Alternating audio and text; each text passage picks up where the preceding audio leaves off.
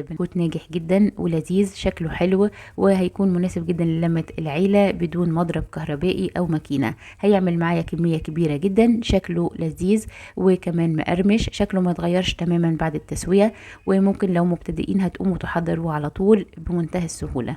واول حاجة عندي دقيق متعدد الاستخدامات او دقيق خاص بالكيك او الحلويات زي ما تحبوا، او بديله دقيق الضحى هيكون مناسب جدا لوصفة الكوكيز النهاردة. بعد كده عندي كمية الزبدة هتكون بدرجة حرارة الغرفة، هتكون لينة بحيث اني لما اضغط عليها كده تتحرك بمنتهى السهولة عندي.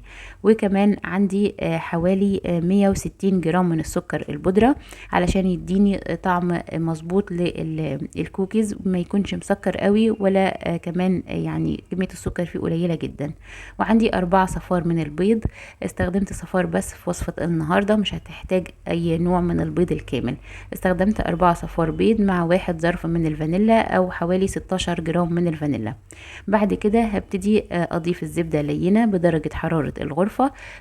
وبعد كده هبتدي اضيف ليها السكر البودر، هبتدي اقلب بالمضرب السلك، مش هحتاج اي مضرب كهربائي خالص في وصفة النهاردة. بعد كده هبتدي انزل بالبيض، صفار البيض بيضة بيضة علشان يديني نتيجة مظبوطة جدا. مهم جدا اني اقلب كويس جدا الزبدة والسكر مع الصفار البيض عشان يختفوا تماما. وبعد كده هبتدي انزل بالمكونات الجافة. ضفت 20 جرام من النشا، عليهم 400 جرام من الدقيق متعدد الاستخدامات. هبتدي انخل المواد الجافة كويس جدا مع الزبدة والسكر والبيض عشان يديني بسكوت هش مقرمش لذيذ وفي نفس الوقت طعمه مظبوط جدا. لو مش متاحة عندكم النشا اختياري، بس بتديني هشاشة وقرمشة للبسكوت، بتبقى طعمها حلو جدا بعد التسوية. هقلب المكونات كويس جدا مع بعض عشان احصل على عجينة متماسكة. عموما عجين البسكوت مش بيحتاج اي عجن كتير. اول ما تتجمع عندي العجينة وتتكون زي ما احنا ملاحظين، هبتدي استخدم اكياس خاصة بالتخزين او حافظة الطعام. هبتدي افردهم بحوالي سمك 1.5 سنتي. مهم جدا ان تكون السمك العجينة سميك عشان يديني تشكيل بسكوت مظبوط ما يتحرقش مني بعد التسوية، وكمان يديني اشكال حلوة جدا، وهتكون الشكل والرسومات بتاعة القطاعة واضحة جدا. ده السمك اللي انا محتاجاه، يعني حوالي 1.5 سنتي. قبل ما اقطعهم هبتدي اصبهم في الفريزر لمدة نص ساعة كاملة او ممكن ساعة في التلاجة.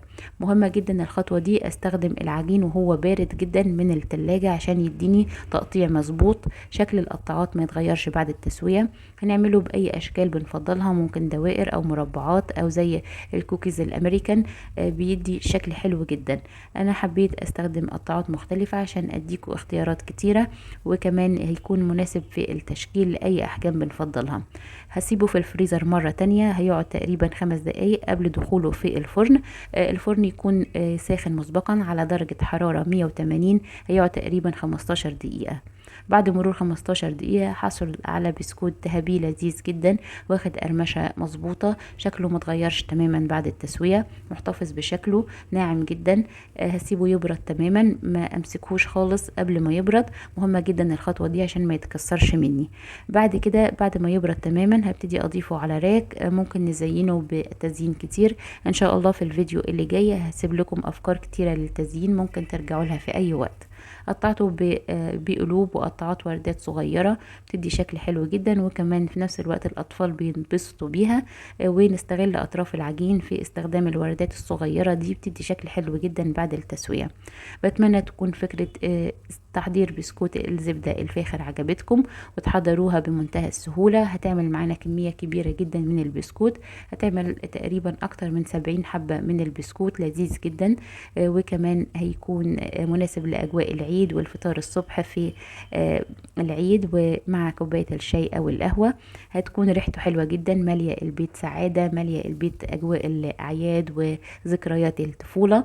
بتمنى الوصفة دي تكون عجبتكم وتحضروا وصفة الكوكيز اللذيذ، وأشوفكم على خير وكل سنة وانتم طيبين.